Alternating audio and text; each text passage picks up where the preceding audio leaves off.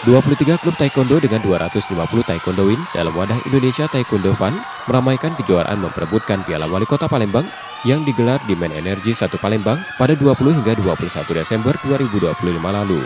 Kejuaraan mempertandingkan 3 kategori, untuk anak-anak, bendang target, pomsek, dan kyurugi, pemula dan dewasa. Peserta yang ambil bagian mayoritas merupakan siswa sekolah menengah pertama dan atas. Memanfaatkan kejuaraan selain menambah jam terbang, juga untuk salah satu syarat melanjutkan jenjang pendidikan melalui jalur prestasi. Ya kayak menghafali fungsinya, itu kayak napasnya diatur. Untuk apa itu? Untuk masuk SMA gitu.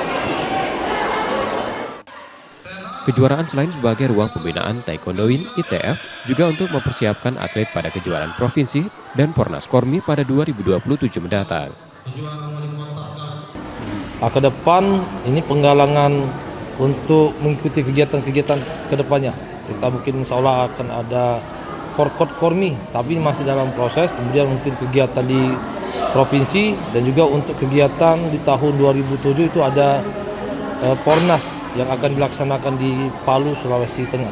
Mungkin itu mengambil. Sebagai anggota Kormi, Taekwondo ITF Palembang, atletnya sudah menyumbangkan medali emas pada Pornas 2025 di Lombok, Nusa Tenggara Barat. Tim Liputan, Kompas TV, Palembang, Sumatera Selatan.